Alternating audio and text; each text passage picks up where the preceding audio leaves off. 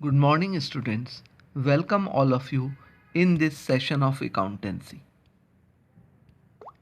Yes, students, इस session में हम फर्स्ट चैप्टर देखने जा रहे हैं जिसका नाम है introduction to accounting.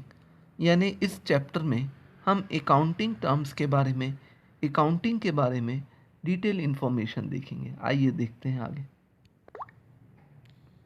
Yes students, मैं आपके सामने जो डेफिनेशन प्रेजेंट कर रहा हूँ वह American institute of certified public accountant के द्वारा दी गई है। देखते हैं इस डेफिनेशन में क्या लिखा हुआ है।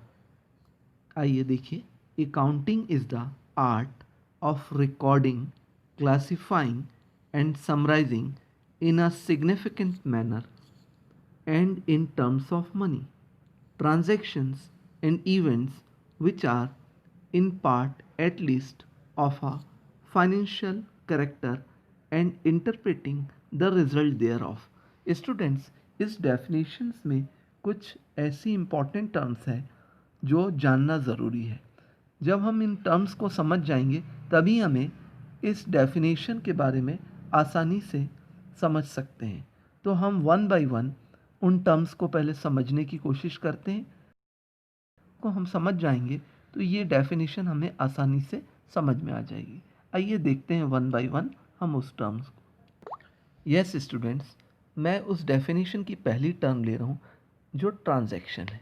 देखिए, ट्रांजैक्शन का सिंपल सा मतलब ये होता है जब दो लोगों के बीच में कोई लेन देन होता है तो उस लेन देन को हम ट्रांजैक्शन बोलते हैं। इस ट्रांजैक्शन का हिंदी में मतलब लेन देन ही होता है। किसी सेलर ने किसी दूसरे व्यक्ति को, परचेज़र को गुड्स बेचा, गुड्स उसने बेचा और उसके बदले में पैसा लिया। इसी लेन देन को हम ट्रांजैक्शन बोलते हैं। ये दोनों के लिए ट्रांजैक्शन हुआ। एक ने गुड्स बेचा, दूसरे ने गुड्स परचेज किया।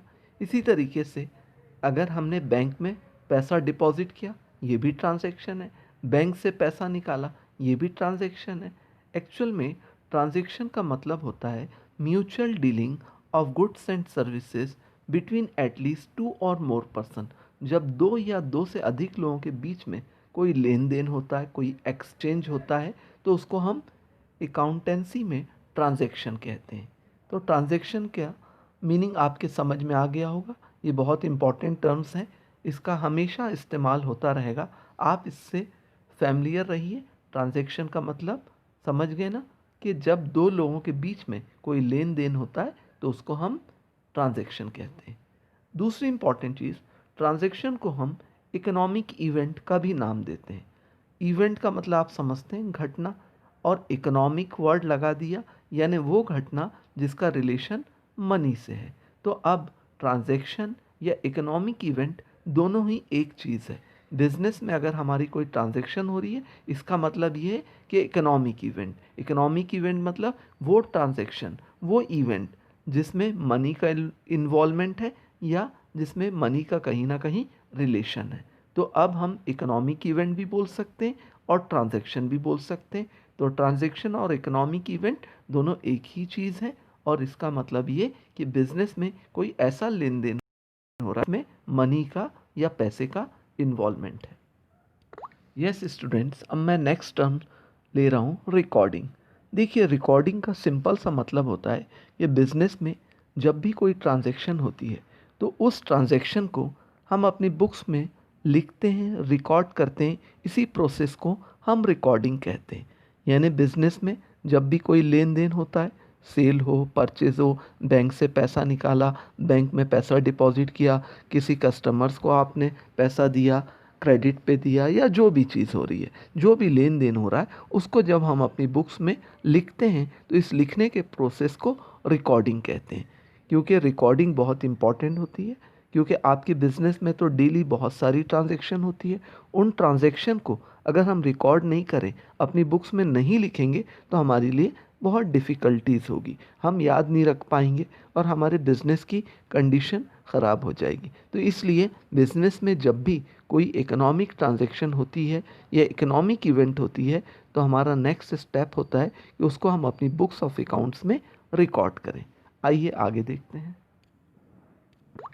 यस स्टूडेंट्स, नेक्स्ट टर्म्स आप देख रहे हैं क्लासीफाइंग। देखिए, क्लासीफाइंग का सिंपल सा मतलब ये होता है कि हमारे बिजनेस में बहुत सारे एक्सपेंसेस भी होते हैं, इनकम भी होती है, और उनको हम नाम देते हैं, उसी को क्लासिफिकेशन कहते हैं। देखिए सिंपल सा मैं एक एग्जांपल दे रहा हूँ कि सपोज़ आपकी एक शॉप है, उस शॉप में आपने वर्कर रखा है या एक एम्प्लॉय रखा है, वो काम करता है और उसके बदले में आप उसको जो पैसा देते हैं उसको हम बोलते हैं। अब ये सैलरी आप पूरे 12 महीने देंगे, तो आपने इंडिविजुअली हर महीने तो उसके नाम से लिखा कि आपने उसको सैलरी दिया। लास्ट में हम उसको एक स्पेसिफिक फॉर्म में यानी शॉर्ट फॉर्म में लिख देते हैं सैलरी, इस पर्सन को टोटल साल भर में 12 महीने में इतना दिया। इसी तरीके से बिजनेस में बहुत सारे एक्सपेंसेस होते हैं। आप शॉप में इलेक्ट्रिसिटी यूज़ कर रहे हैं, अब इलेक्ट्रिसिटी एक्सपेंसेस पे करेंगे, तो आपने एक नाम दे दिया इलेक्ट्रिसिटी एक्सपेंसेस। आप शॉप में टेलीफोन यूज़ कर रहे हैं, अब टेलीफोन एक्सपेंसेस। तो इसी को हम क्लासिफिकेशन बोलते हैं। यानी अकाउंट्स में बहुत सारी एक्टिविटीज़ होती है, उनके हम नाम जो असाइन करते हैं वो क्लासिफिकेशन होता है, ताकि हमें ट्रांजैक्शन को ट्रेस करने में आसानी हो। यस स्टूडेंट्स, हम अब नेक्स्ट टर्म की बात कर रहे हैं, समराइजिंग। समराइजिंग का मतलब होता है कि हमने साल भर में जो ट्रांजैक्शन किया है, अब हम उसको समराइज फॉर्म में प्रेजेंट करने जा रहे हैं। इस समराइज फॉर्म के लिए हम कुछ इम्पॉर्टेंट चीज़ें बनाते हैं, जिसको हम trial balance, trading and profit and loss account या बैलेंस शीट बोलते हैं। देखिए साल भर में बहुत सारी ट्रांजैक्शन होती है, उन ट्रांजैक्शन को एक साथ देखना और कोई डिसीजन लेना पॉसिबल नहीं होता, इसलिए उन ट्रांजैक्शन के बेसिस पर हम उससे समराइज फॉर्म में प्रेजेंट करते हैं, ताकि वो एक पेज में आसानी से विजिबल हो सके, रीड की जा सके और उससे कोई कंक्लूजन, कोई रिजल्ट निकाला जा सके। तो समराइजिंग ये होता है at the end of the year, यानी जब हमारा अकाउंटिंग पीरियड ख़त्म होता है। स्टूडेंट्स, अकाउंटिंग पीरियड का मतलब ये होता है वो 12 मंथ का पीरियड जो 1 अप्रैल से स्टार्ट होता है और 31 मार्च को ख़त्म होता है, उसको हम अकाउंटिंग पीरियड बोलते हैं। हालांकि हम पहले कैलेंडर ईयर को फॉलो करते थे, 1 जनवरी टू 31 दिसंबर, लेकिन आज की डेट में हम अकाउंटिंग पीरियड जो फॉलो 1 अप्रैल से 31 मार्च के पीरियड में होता है। तो 31 मार्च को जब हम बुक्स क्लोज करते हैं, तो हमने साल भर बिजनेस जो किया है उसको हम समराइज फॉर्म में प्रेजेंट करते हैं, और ये समराइज फॉर्म ट्रायल बैलेंस में, trading and profit and loss account में और बैलेंस शीट के रूप में होता है। आगे आप इसको जब देखेंगे, हम नेक्स्ट क्लासेस में देखेंगे, तो आपको समझ में आएगा कि ट्रायल बैलेंस क्या होता है, trading and profit and loss क्या होता है, या बैलेंस शीट क्या होती है। अभी आप इतना समझें कि समराइज इस तरीके से हम रिप्रेजेंट करते हैं या अपने बिजनेस की समरी को इन फॉर्म में प्रेजेंट करते हैं। यस स्टूडेंट्स, हमने जो साल भर यानी 12 मंथ में अपने बिजनेस में ट्रांजैक्शन को रिकॉर्ड किया है, फिर समराइज फॉर्म में प्रेजेंट किया है, उसका हम एनालिसिस करते हैं और उसका इंटरप्रिटेशन होता है। यानी हम इसको मीनिंगफुल फॉर्म में कन्वर्ट करते हैं, ताकि ये इन्फॉर्मेशन किसी ना किसी पर्सन के काम आ सके और एक फाइनेंशियल डेटा के रूप में वो सामने आए, ताकि एक मीनिंगफुल जजमेंट लिया जा सके, और इससे हमें अपने बिजनेस की प्रॉफिटेबिलिटी, फाइनेंशियल पोजीशन के बारे में भी पता चलता है। आगे आइए हम देखते हैं। यस स्टूडेंट्स, अब हम बात कर रहे हैं कम्युनिकेटिंग की। तो सवाल उठता है कि हम ये इन्फॉर्मेशन जिसको हम एनालिसिस किया, हमने इंटरप्रिटेशन किया है या समराइज फॉर्म में प्रेजेंट किया, हम इसको किसको प्रेजेंट करते हैं। तो एक्चुअल में देखा जाए तो इसके दो इम्पॉर्टेंट यूज़र्स होते हैं, एक इंटरनल यूज़र्स होते हैं, एक एक्सटर्नल यूज़र्स होते हैं। यानी ऑर्गेनाइजेशन के इनसाइड जो लोग काम करते हैं, हम उनको इंटरनल यूज़र बोलते हैं, जिसमें ओनर हो सकते हैं, मैनेजमेंट हो सकता है, एम्प्लॉयज़ एंड वर्कर हो सकते हैं। इनको भी अकाउंटिंग की इंफॉर्मेशन की रिक्वायरमेंट होती है, क्योंकि इन्हें बिज़नेस एक्सपेंड करना है या बिज़नेस को डाइवर्सिफाई करना है, और भी कई मैटर हो सकते हैं जिसमें इनको डिसीजन लेना है, और इस डिसीजन के लिए इन्हें फाइनेंशियल इंफॉर्मेशन की रिक्वायरमेंट होती है। तो इस तरीके से इंफॉर्मेशन पहुंचाई जाती है। फिर नेक्स्ट होते हैं एक्सटर्नल यूज़र। एक्सटर्नल यूज़र वो होते हैं जो ऑर्गेनाइजेशन के बाहर होते हैं, जिसमें बैंक एंड फाइनेंशियल इंस्टीट्यूशन होते हैं। बैंक ने हमको लोन दिया है, फाइनेंशियल इंस्टीट्यूशन से हमने कर्ज लिया है। तो अब ये लोग भी जानना चाहते हैं कि इन्होंने जो पैसा दिया है उस पैसे का सिस्टमेटिक तरीके से प्रॉपर यूज़ हो रहा है कि नहीं, ऑर्गेनाइजेशन की फाइनेंशियल पोजीशन क्या है। तो इन्हें भी हमारे बिजनेस की अकाउंटिंग इंफॉर्मेशन की रिक्वायरमेंट होती है।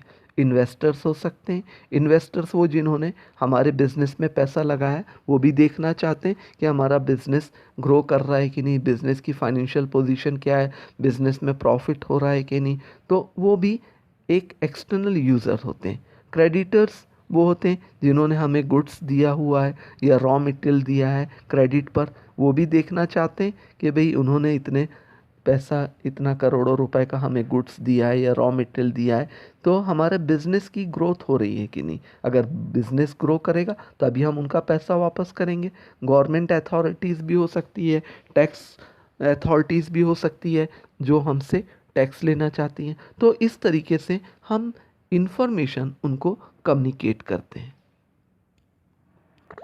यस स्टूडेंट्स, हमने इस डेफिनेशन इंपॉर्टेंट टर्म्स थी जैसे ट्रांजैक्शन हुआ, रिकॉर्डिंग हुआ, क्लासिफाइंग हुआ और समराइज्ड हुआ, इसका मीनिंग समझा।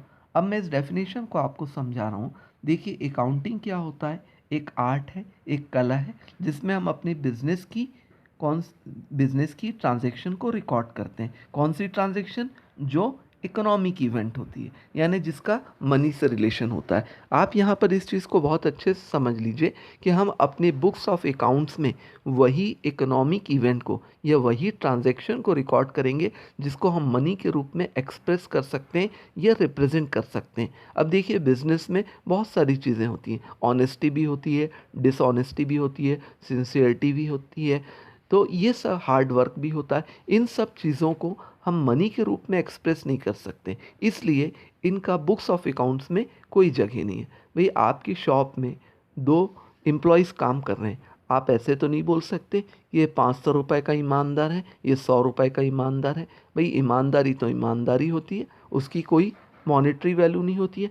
तो अब यहाँ पर आपको इस चीज़ को ध्यान रखना है कि बिजनेस में जो भी ट्रांजैक्शन हो रही है वो ट्रांजैक्शन इकोनॉमिक नेचर की होनी चाहिए, उसको हम मनी के रूप में रिप्रेजेंट कर सकते हैं, एक्सप्रेस कर सकते हैं, तभी उसको हम अपनी बुक्स ऑफ अकाउंट्स में रिकॉर्ड करेंगे। और रिकॉर्ड का मतलब आप समझ चुके हैं कि हम उसको अपनी बुक्स में लिखते हैं, क्लासीफाई के बारे में मैंने समझाया हूँ, और फिर समराइज करते हैं, और फिर उसके जो रिजल्ट्स होते हैं हम यूज़र तक, एंड यूज़र तक, वो इंटरनल यूज़र भी होते हैं और एक्सटर्नल यूज़र होते हैं, उन तक इस इंफॉर्मेशन को पहुंचाते हैं। तो ये अकाउंटेंसी की डेफिनेशन थी स्टूडेंट्स, जिसमें हमने ये देखा कि अकाउंटिंग क्या है, एक आर्ट है जिसमें हम अपनी बिजनेस की ट्रांजैक्शन को रिकॉर्ड करते हैं, क्लासीफाइंग करते हैं, समराइज करते हैं, और उस इंफॉर्मेशन को हम यूज़र तक, क्योंकि यूज़र को बिजनेस से रिलेटेड डिसीजन लेना है, तो हम डिसीजन मेकर तक वो इंफॉर्मेशन